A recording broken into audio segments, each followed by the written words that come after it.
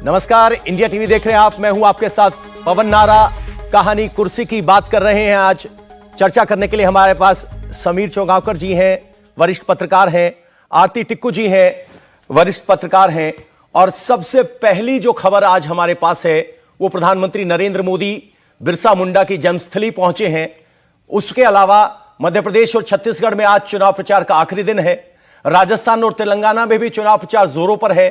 चुनाव प्रचार की गहमा गहमी के बीच पीएम मोदी 2 दिन के लिए झारखंड दौरे पर हैं।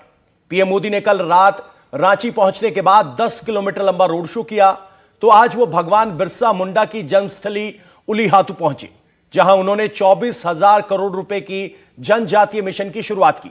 उसके पहले पीएम मोदी ने रांची में भगवान बिरसा मुंडा के मेमोरियल पार्क और फ्रीडम फाइटर म्यूजियम पहुंचे, जहां उन्होंने भगवान बिरसा मुंडा को श्रद्धा सुमन अर्पित किए।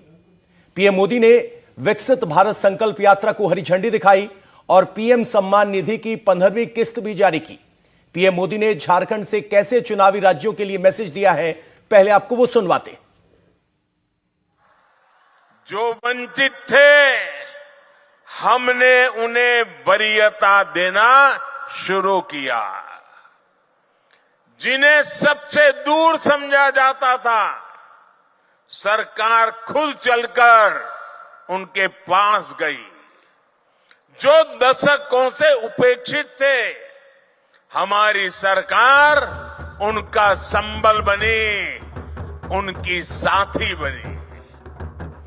ब्यूरोक्रेसी वही थी, लोग वही थे, फाइलें भी वही थे, कानून नियम भी वही थे, लेकिन सोच बदली। और सोच बदली तो परिणाम भी बदल गए। मोदी ने समाज के ऐसे वंचितों को अपनी प्राथमिकता बनाया, क्योंकि वो लोग हैं जिनके बीच में जिया हूं। मैंने कभी ऐसे परिवारों की रोटी खाई है, मैंने कभी समाज के आखिरी व्यक्ति का नमक खाया है। मैं आज भगवान बिरसा मुंडा की इस धरती पर वो कर्ज चुकाने आया हूं। मेरे परिवारजनों, दशकों तक हमारे देश में सोशल जस्टिस, सामाजिक न्याय और सेक्युलरिज्म न जाने रोज सुबह शाम इसके गीत तो बहुत गाए, बयानबाजी बहुत होती रही।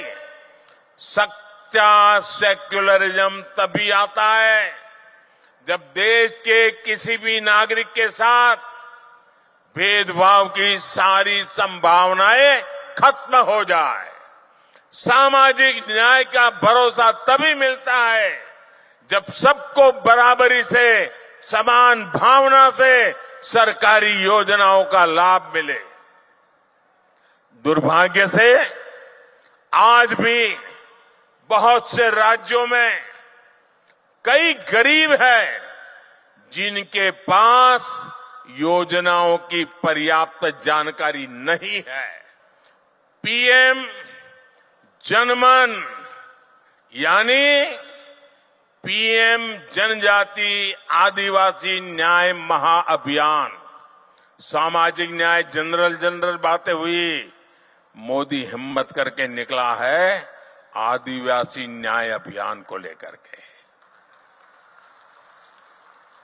आजादी के बाद कई दशकों तक आदिवासी समाज को लगातार नजरअंदाज किया गया। मैं अटल जी की सरकार थी जिसने आदिवासी समाज के लिए अलग मंत्रालय बनाया। तो प्रधानमंत्री नरेंद्र मोदी को आपने सुना, कह रहे हैं आदिवासियों के लिए अलग मंत्रालय बनाया। संदेश भले ही झारखंड में दिया हो, लेकिन इस संदेश का असर मध्य प्रदेश, राजस्थान और छत्तीसगढ़ में भी पड़ेगा।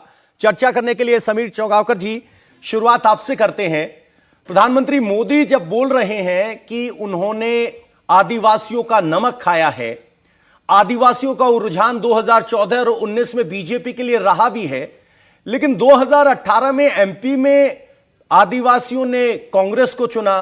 तो आज जब प्रधानमंत्री मोदी अपील कर रहे हैं, बता रहे हैं उन्होंने क्या क्या किया, तो चुनावी राज्यों पर इसका क्या असर रहने वाला है? निश्चित रूप से मुझे लग रहा है कि प्रधानमंत्री का ये जो घोषणा है वो इसका चुनाव में असर जरूर पड़ेगा। और देखिए, अगर 2018 के चुनाव की हम बात करते हैं तो 101 सीटें आती है, अगर हम 3 राज्य पकड़े, छत्तीसगढ़, मध्य प्रदेश और राजस्थान। इसमें से 77 सीटें कांग्रेस ने पिछली बार आदिवासियों की जीती थी। हालांकि तेलंगाना हमने काउंट नहीं किया, तेलंगाना भी काउंट करना चाहिए, वहां से भी 12 आदिवासी सीटें आती है। तो अगर 5 राज्यों को चुनाव देखें और ये 4 राज्य हम पकड़ते हैं तो 113 सीटें आदिवासियों की आती है यहाँ से। तो मुझे लग रहा है प्रधानमंत्री मोदी जो आज घोषणा की उन्होंने रांची में जाकर बिरसा मुंडा के इसमें, मुझे लग रहा है इसका बेनिफिट मिलेगा। और सिर्फ इस घोषणा का बेनिफिट नहीं मिलेगा। आप देखिए, प्रधानमंत्री मोदी ने जब आदिवासी मंत्रालय बनाया था तो अर्जुन मुंडा को बुलाकर मंत्री से कहा था कि आपको अगले 5 साल की रोड मैप तैयार करना है, जिसमें देश के आदिवासी जो बहुत ज्यादा दुर्गम स्थानों पर रहते हैं, बहुत ज्यादा गरीबी में रहते हैं, जहां पर बिजली की व्यवस्था नहीं है, जहां उन्हें पानी उपलब्ध नहीं है, जहां सड़कें उपलब्ध नहीं है, जहां उन्हें शिक्षा उपलब्ध नहीं है, जहां उन्हें स्वास्थ्य की सुविधा उपलब्ध नहीं है, जहां उन्हें रोजगार नहीं है और जहां उनके बच्चों के लिए शिक्षा नहीं है, ऐसे गांव आइडेंटिफाइड करना है। और उसके बाद उस मंत्रालय ने वहां पर काम शुरू किया और मुझे लग रहा है 22,000 ऐसे गांव आइडेंटिफाइड किए गए कि जहां पर आदिवासी लोग रहते हैं जिन्हें बेसिक सुविधाएं नहीं है। मुझे लग रहा है प्रधानमंत्री की योजना जो आज उन्होंने घोषणा करी है, उन आदिवासी लोगों के लिए मुख्य धारा में लाने के लिए, उन्हें शिक्षा, स्वास्थ्य, एजुकेशन, हेल्थ के लिए बहुत कारगर साबित होगी। और पूरे देश के आदिवासी का मैसेज जाएगा कि प्रधानमंत्री मोदी दिल्ली में बैठते हैं लेकिन देश के दूरस्थ गांवों में अंतिम व्यक्ति तक उनकी नजर रहती है, अंतिम व्यक्ति तक नजर रहती है। आगे बढ़ने से पहले जरा बता दें, मध्य प्रदेश में 47 ऐसी सीटें हैं जो आदिवासियों के लिए रिजर्व है, छत्तीसगढ़ में 39 है जिनमें से 17 पर वोटिंग बाकी है, राजस्थान में 25 है और तेलंगाना में जैसा आपने बताया 12 सीटें। आरती जी, इस तरह की जब घोषणाएं होती है, 24,000 करोड़ की घोषणाएं होती हैं चुनाव के बीच में, तो क्या इनका सीधा असर होता है या जो योजनाएं जमीन पर पहुंच जाती हैं उनका असर होता है? देखिए, ये बहुत ही साधारण सी बात है कि आज का जो वोटर है वो बहुत ज़्यादा इन्फॉर्म्ड है। सबके पास अगर आप ट्राइबल एरियाज़ में भी जाए, छत्तीसगढ़ के जो कि जहाँ मैंने ट्रैवल किया है, आप देखेंगे कि बहुत ज़्यादा अवेयरनेस आ चुकी है आदिवासियों के बीच में भी। और आज का आदिवासी जानता है कि अगर इस वक्त इलेक्शन के दौरान कोई ऐसी घोषणा हुई है तो ये वोटिंग के लिए हुई है, ये इलेक्शन के लिए हुई है। तो मुझे नहीं लगता है कि इसका असर अभी होगा। इसका असर ज़रूर 2024 के जो लोकसभा के इलेक्शन होंगे उसमें ज़रूर होगा। और ये लोग समझते हैं कि अभी तक जो जितनी भी प्रधानमंत्री ने जितनी योजनाएं आदिवासियों के लिए लाई, बहुत सारे काम आदिवासियों के लिए काम किए गए हैं प्राइम मिनिस्टर मोदी की वजह से, उनके इनिशिएटिव्स की वजह से। और उसका जो उनको लगता है कहीं ना कहीं वो एक आभार व्यक्त किया है लोगों ने। आदिवासी कम्युनिटीज़ जो छत्तीसगढ़ में है, इनफैक्ट क्रिश्चियन कम्युनिटीज़ से मैंने कई बार बात की है और वो भी आभार व्यक्त करते हैं प्रधानमंत्री के लिए। लेकिन उनके दिमाग में ये क्लियर है कि विधानसभा और लोकसभा जो है ये 2 अलग अलग इलेक्शन है, दोनों में बहुत अंतर है। और जब उनके विधानसभा की बात आती है तो बहुत छोटे इश्यूज को लेकर वो वोटिंग करते हैं। इसलिए मुझे नहीं लगता कि छत्तीसगढ़ में इससे कोई बहुत बड़ा प्रभाव पड़ेगा बीजेपी को। मुझे नहीं लगता है कि बीजेपी चुन के आएगी इस सिर्फ तो 24,000 करोड़। क्या अगर इस वक्त उन्होंने 1 लाख करोड़ का भी पैकेज दिया होता आदिवासियों के लिए, बहुत मुश्किल होगा कि वो उसका जो असर है वो लोगों तक पहुंचे। आप कह रहे हो जी, आप जोड़ना चाह रहा था कि प्रधानमंत्री मोदी ने जो 24,000 की घोषणा की है, सिर्फ आज की घोषणा नहीं है। 3 साल पहले केंद्र सरकार ने नोडल ऑफिसर अपॉइंट कर दिए थे जिन्होंने 1.25 लाख गांवों का दौरा किया है। वहां अधिकारी गए, डीएम से जानकारी ली, नोडल ऑफिसर ने वहां जाना कि इस गांव की क्या समस्या है, वहां कौन सी बड़ी इश्यू है, उसके आधार पर डाटा बैंक तैयार किया। और आज केंद्र सरकार के पास इस बात का डाटा है पूरा कि 3.5 से 4 करोड़ लोगों के पास कौन सी बेसिक सुविधाएं का अभाव है। उस आधार पर प्रधानमंत्री मोदी ने ये घोषणाएं की है। यानी डेटा के आधार पर योजनाएं बन 3 साल रही हैं। पहले नोडल ऑफिसर गाँव-गाँव में विजिट कर चुके हैं, तो उनके आदिवासी लोगों को ये मालूम था कि ये हमारी जानकारी लेके आ रहे हैं, हम जो अपनी समस्या बता रहे हैं, इसके आधार पर योजना बनेगी और आने वाले दिनों में केंद्र सरकार इसके लिए कोई घोषणाएं करेगी। आरती जी कह रही हैं कि इस 24,000 की घोषणा से कोई फर्क नहीं पड़ता, लेकिन आपको बता दें कि आज पीएम किसान निधि योजना का भी किस्त जारी की गई है, जिस पर कांग्रेस ने आपत्ति जताई है। आज पीएम किसान सम्मान निधि की 15वीं किस्त जारी होने पर कांग्रेस ने सवाल उठाया। जयराम रमेश ने ट्वीट कर लिखा कि जब चुनाव इतने नजदीक हैं, ऐसे समय में किस्त जारी होना कितना सही है।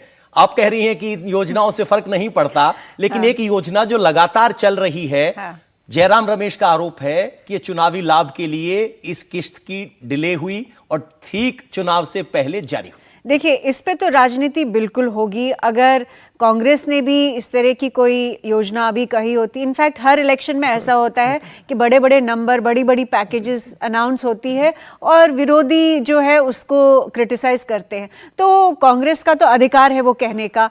लेकिन जो आम लोग हैं वो कैसे देखते हैं इसको? मैंने लोगों के साथ ग्राउंड पे बात करके देखी है। जो पैकेजेस या जो पॉलिसीज 5 साल में इम्प्लीमेंट हो चुकी होती है, जैसे कि अनाज है, जैसे कि एलपीजी सिलेंडर है, जैसे कि बिजली है, सड़क है, जो प्राइम मिनिस्टर टॉयलेट्स थे, उन सब का जो प्रभाव औरतों में था। जैसे मैंने कई सारी औरतों से पूछा, इनफैक्ट आदिवासी औरतों से पूछा, तो उनके दिमाग में ये, जहन में ये था कि ये प्रधानमंत्री स्कीम्स है, इनकी वजह से हमारा चूल्हा चल रहा है, हमें घर बनाने को पैसा मिल रहा है, टॉयलेट्स है। और ये जब आप चुनाव के बीच में ये कहते हैं, तो लोगों के सामने ये नंबर है, ये नंबर का असर दिमाग में नहीं जा सकता है, क्योंकि आपका जीवन जो है उस नंबर से नहीं बदलता। यानी जो योजनाएं जमीन पर उतरती हैं उनका असर होता है। समीर जी, एसएमएस में जब दिखता है कि 7,500 रुपए आ गए या उसकी एक किस्त आ गई, उससे कितना फर्क पड़ता है? निश्चित रूप से बहुत फर्क पड़ता है। और देखिए, प्रधानमंत्री मोदी ने किसान सम्मान निधि जारी की है। इसके अलावा आप देखिए, मध्य प्रदेश के मुख्यमंत्री शिवराज सिंह चौहान ने अभी 2 दिन पहले ही लाडली बहना योजना की किस्त जारी की और वो उसकी पहले ही व्यवस्था कर दी थी। चुनाव आयोग की अधिसूचना जारी होने के पहले उन्होंने ये कहा था कि भाई चुनाव तो होते रहेंगे, लेकिन बहनों को जो राशि हर महीने कमिट की गई है सुविधा देने के लिए, उसमें चुनाव आयोग आड़े नहीं आना चाहिए और वो खाते में जाना चाहिए। तो मुझे लग रहा है जो योजना लंबे समय से चल रही है और हर महीने जो पैसा जाता है, तो उसके लिए चुनाव आयोग ना आड़े आएगा ना आना चाहिए। कोई नई योजना घोषित नहीं हो रही है, जो पैसे चल रही है उसके पैसों से उन्हें क्यों वंचित किया जाए? तो मुझे लग रहा है जाएगी। लेकिन कांग्रेस का भी आरोप ठीक है कि कांग्रेस को लगता है कि जो पैसा गया है, कहीं इस पैसों के प्रभाव में 2 दिन बाद वोटिंग में कोई परिवर्तन न पड़े। ऐसा होता नहीं है। जनता पूरे साल का, पूरे 5 साल का कार्यकाल देखती है, उसके बाद निर्णय लेती है।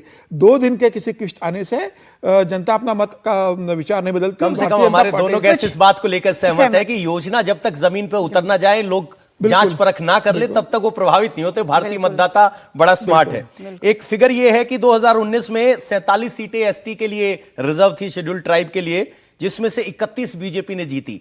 और बीजेपी की जो प्रचंड जीत है उसमें आदिवासी सीटों की एक अहम भूमिका थी। तो कांग्रेस का साथ लगातार ये ट्राइबल वोटर्स रहे हैं। ये बाजी कैसे बीजेपी ने पलटी है? शुरुआत आरती जी आपसे करना चाहता हूं। देखिए, इसमें प्रधानमंत्री जी का फोकस अगर आप देखें 2014 से ही आदिवासी जो समुदाय है उस पर बना रहा।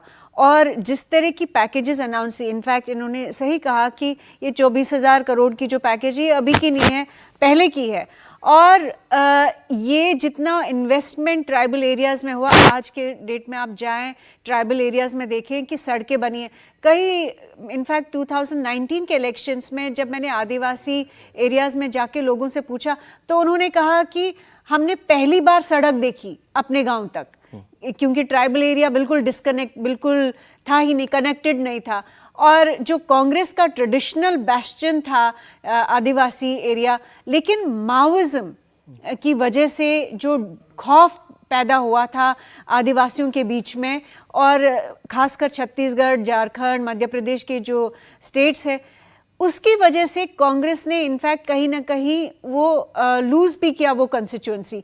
और यहाँ पे सफल हुए मोदी जी की जो पॉलिसी, जल, जंगल, ज़मीन पे जो फोकस किया, कि जैसे ये अभी की पॉलिसी नहीं है जो अभी इन्होंने भूपेश बघेल की जो सरकार है उन्होंने वो पत्र दिए हैं जहां पे आप जो लैंड पोजेशन जो आदिवासी को दी है, पट्टे दिए गए, हाँ पट्टे दिए गए हैं, तो वो इन्होंने शुरू नहीं किया, ये ऑलरेडी शुरू हो गया था। और ये सारी चीजों की वजह से आदिवासियों के बीच में बहुत सम्मान देते हैं मोदी जी को। दूसरी बात, भगवान बिरसा मुंडा की रिकग्निशन जो पहले नहीं थी, हो सकता है कि कांग्रेस के कुछ नेताओं को पता था, लेकिन प्राइम मिनिस्टर मोदी ने उनको पॉपुलराइज किया, उनके हीरो को निकाल उनके सामने रखा, आइडियलाइज किया उसको, और हाँ, कहा कि हम आपके हीरो का सम्मान करते हैं। और तीसरा पॉइंट कि प्रेसिडेंट मुर्मू जो है पहली आदिवासी महिला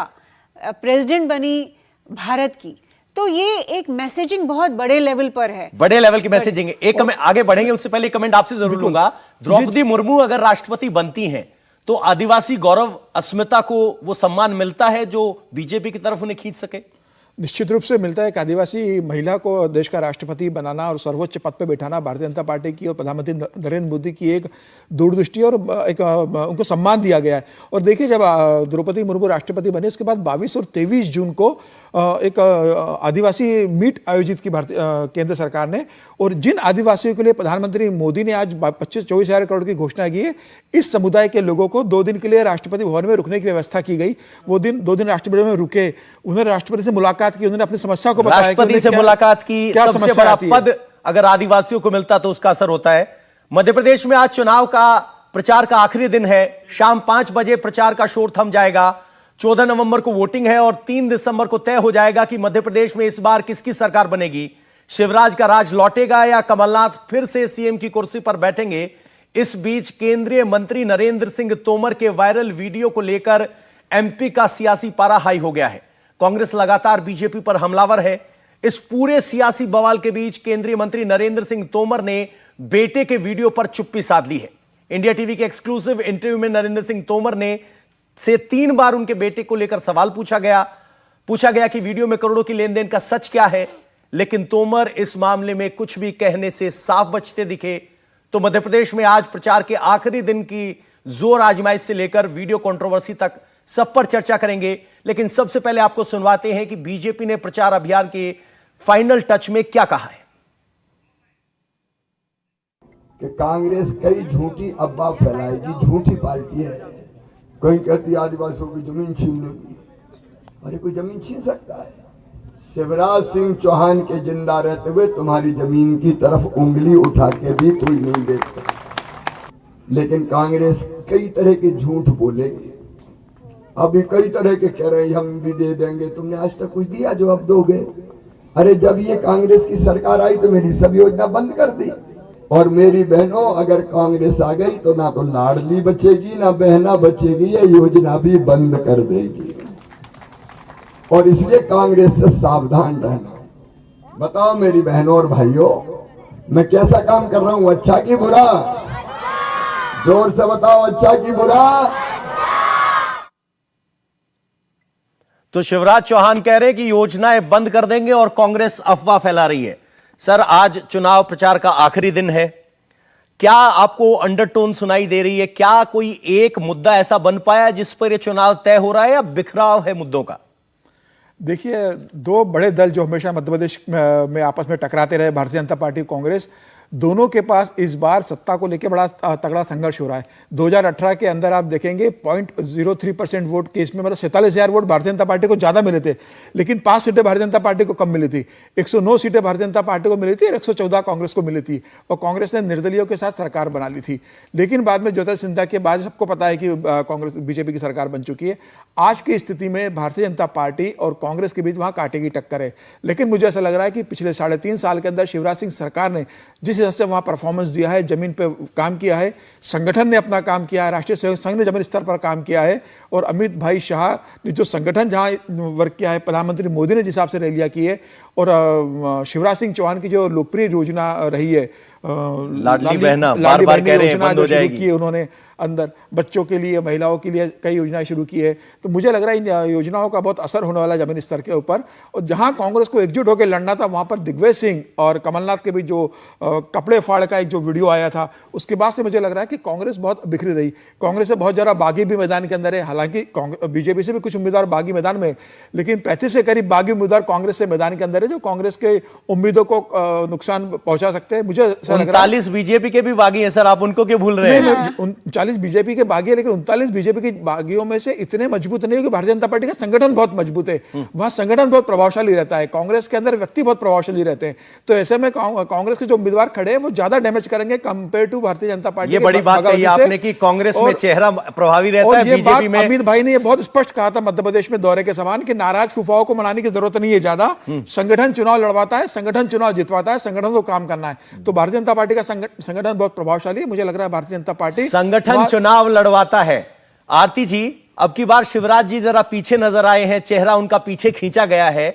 क्या इसी सोच के साथ कि संगठन प्रभावी है, शिवराज हो ना हो मायने नहीं रखता? देखिए, बीजेपी में ये थोड़ा कल्चर तो है कि संगठन बड़ा है किसी भी व्यक्ति से, और ये वो हमेशा कहते हैं, मोदी जी भी कहते हैं, अमित शाह जी भी, इनफैक्ट सब लोग संघ के भी और बीजेपी के भी लोग जो है वो कहते हैं कि कांग्रेस में डायनास्टी है, फैमिली है। यहाँ पे संगठन ही फैमिली है, यहाँ पे संगठन सबसे ज़्यादा इम्पोर्टेंट है।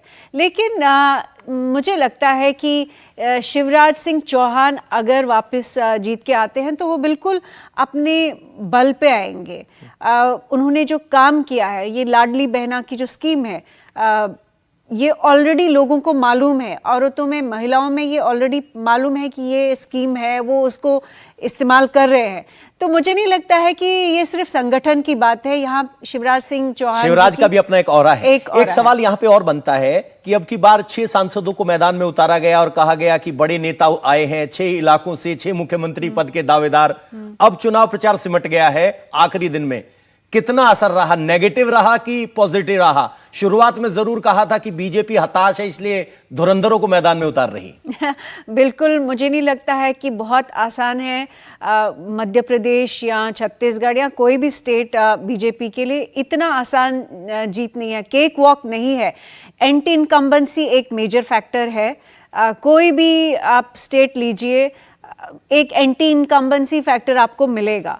दूसरी बात कि शिवराज सिंह चौहान की सरकार ने बहुत लंबा अरसा मध्य प्रदेश में देखा, हाँ, तो ये इसको आप डिस्काउंट नहीं कर सकते हैं। तीसरी बात ये कहूँगी कि ओवरऑल अगर आप कर्नाटका पिछले जो चुनाव हुए, हमने देखा है कि बीजेपी ने अच्छा काम किया भी होगा, लेकिन बहुत सारे फैक्टर्स जो है उनके बीजेपी के खिलाफ खड़े हो गए, और इन चुनाव में भी वैसा होगा। छत्तीसगढ़ में तो बहुत मुश्किल है बीजेपी के लिए, मध्य प्रदेश में मुश्किल है, लेकिन शायद फिर भी, क्योंकि मैंने कहा कि शिवराज सिंह चौहान ने काम किया है तो उसकी वजह से उनकी एक पॉपुलैरिटी है। राजस्थान में मैं कहूँगी कि एक फैक्टर है एंटी इनकम्बेंसी गहलोत जी के खिलाफ, तो वहाँ पे बीजेपी को एक थोड़ा सा एडवांटेज है। सर, एक कमेंट आपसे जरूर लेना चाहता हूं। एमपी का चुनाव बड़ा साइलेंट है, ना तो इतनी एंटी इनकम्बेंसी दिखाई दे रही है, ना प्रो कम्बेंसी दिखाई दे रही है। ये चुनाव इतना साइलेंट क्यों है? देखिए, मैं मध्य प्रदेश को लेकर कहना चाहता हूं, ना शिवराज है ना शिवराज की सरकार है। प्रधानमंत्री मोदी का चेहरा है, कमल का फूल है, और प्रधानमंत्री मोदी की दी हुई गारंटी है। आप देखिए, प्रधानमंत्री मोदी लगातार रैली में कह रहे हैं कि मैं गारंटी दे रहा हूं आपको, मैं आपके लिए काम करूंगा। डबल इंजन की सरकार जरूरी है। अगर आप चाहते हो कि प्रदेश का विकास हो तो भारतीय जनता पार्टी की सरकार बनना जरूरी है। मुझे लग रहा है ये पूरा चुनाव, चाहे वो मध्य प्रदेश का हो, राजस्थान का हो, छत्तीसगढ़ का हो, ये स्थानीय नेतृत्व को छोड़कर केंद्रीय नेतृत्व के हाथ में रहा है। और पूरा चुनाव प्रधानमंत्री मोदी के चेहरे, प्रधानमंत्री मोदी की गारंटी, प्रधानमंत्री मोदी के किए हुए वादे, प्रधानमंत्री मोदी के किए हुए काम और अमित शाह के संगठन पर लड़ा जा रहा है। मुझे लग रहा है, और अब इसलिए देखिए, आप तीनों राज्यों के जो सर्वेसर्वा नेता रहे, छत्तीसगढ़ में रमन सिंह रहे, मध्य प्रदेश में शिवराज सिंह चौहान रहे, या राजस्थान में वसुंधरा राजे रही है, तीनों को पहली सूची में टिकट नहीं मिला, तीनों को दूसरी सूची में टिकट दिया गया। आप देखिए राजस्थान के अंदर वसुंधरा किसी कमेटी में रही, न घोषणा पत्र के अंदर रही, न चुनाव प्रचार अभियान समिति में रही। यहां तक कयास लगाए गए कि चुनाव भी लड़ेंगे कि नहीं लड़ेंगे। बिल्कुल 4 जगह से यात्राएं निकली, उसमें वसुंधरा को चारों जगह के परमिशन बहुत इंपॉर्टेंस रोल नहीं दिया गया। मध्य प्रदेश में 5 जगह से यात्रा निकाली गई, 5 नेताओं को इसके अंदर इन्वॉल्व किया गया, छत्तीसगढ़ में दूसरे नेताओं को शामिल किया गया। बिल्कुल, तो यहां फिलहाल ब्रेक के लिए रुकना पड़ेगा। कुल मिलाकर प्रधानमंत्री नरेंद्र मोदी की गारंटी और उनके चेहरे पर बीजेपी अब की बार चुनाव मैदान में उतरी है।